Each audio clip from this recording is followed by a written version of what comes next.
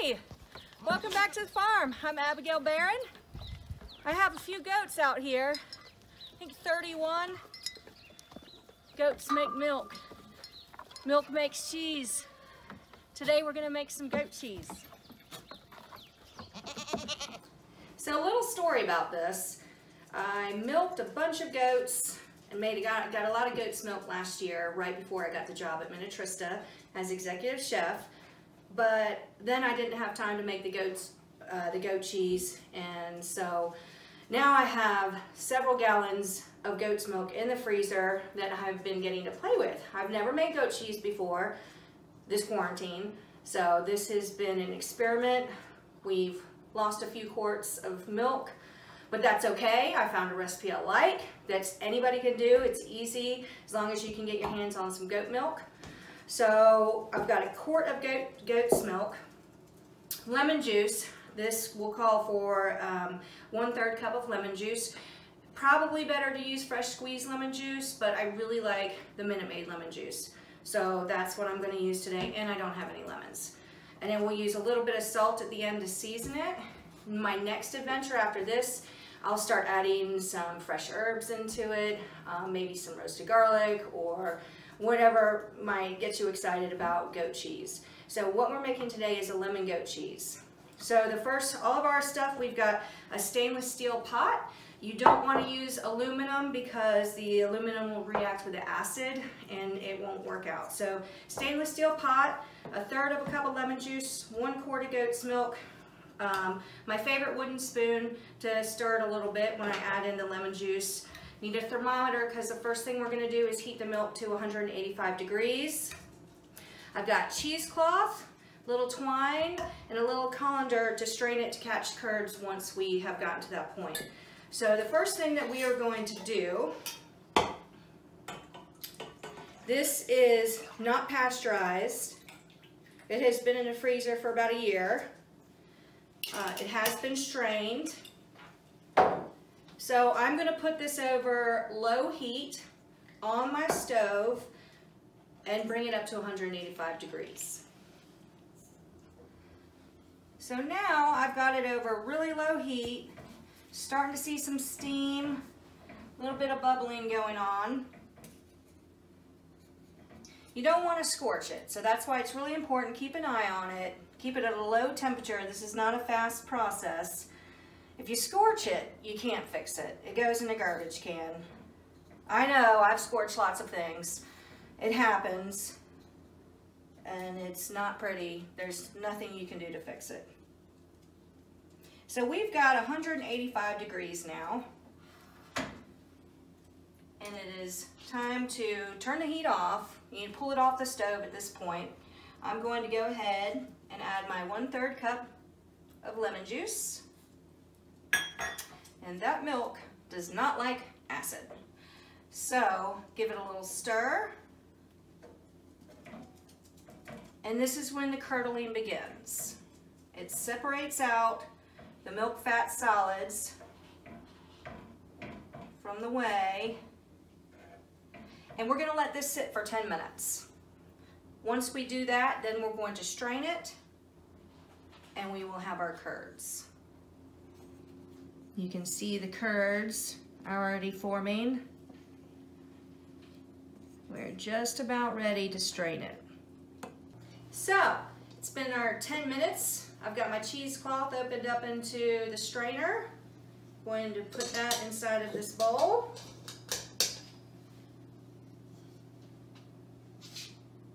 And slowly pour it in.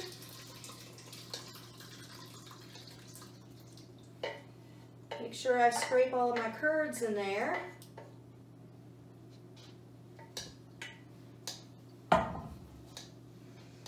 Oh, we have nice curds. They look really good. I'm going to lift this up on the sides a little bit so that more of the whey can drain through.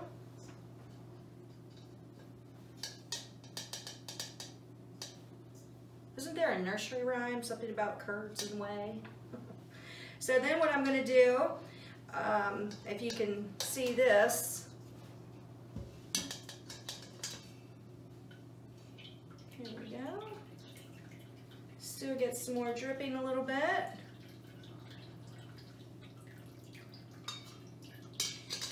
So what I'm going to do, can you see that? I'm going to lift up the edges.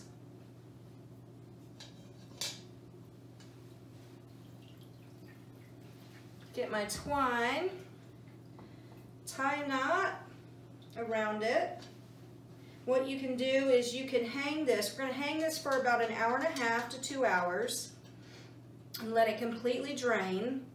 Once it's drained, that's when we'll add the salt, and that's when you can add herbs or anything else you want to. But you can take a wooden spoon and hang it over a bowl. If you put a, you could hang it to like this and hang it over a bowl, tie it to that spoon. But what I like to do is hang it over off one of my knobs here on a cabinet and put a bowl under it. So that's what I'm gonna do. So I dumped out the excess whey in there. You can see it dripping. Tie my little knot here.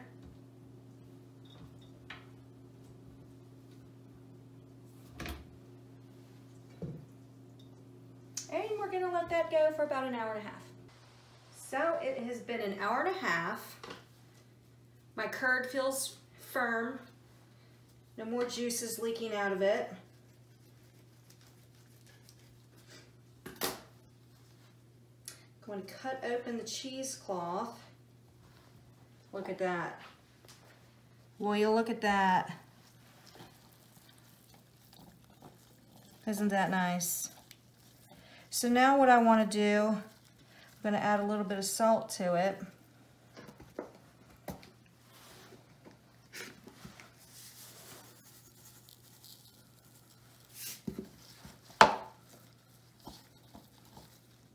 This is also the point where I could add some more herbs to it, or some herbs to it. Any other kind of seasoning. Going to give it a little taste. See how I like it?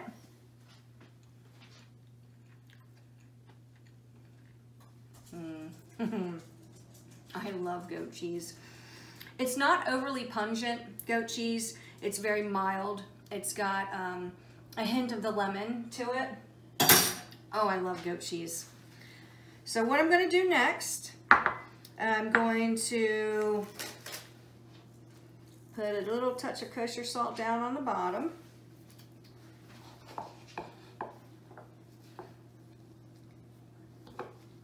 Going to pack in so I can shape the goat cheese.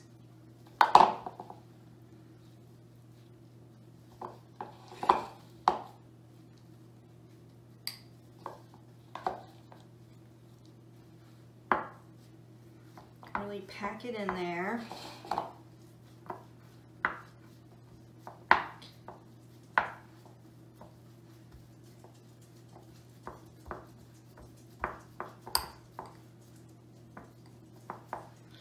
A little bit more kosher salt on top. Draw out a little bit more moisture. I'm going to put it in the refrigerator and then give it a couple hours in the refrigerator, and then it's ready to eat. All right, so it's been a couple hours and our cheese is set up, ready to go. Whoop. Flip it out onto your plate. I'm pretty excited about this.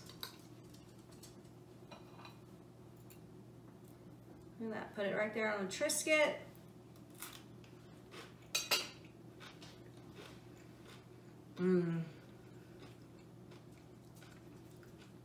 Now all I need is a glass of wine. It is about that time. Thanks for tuning in today. From our family to yours, stay safe and be well.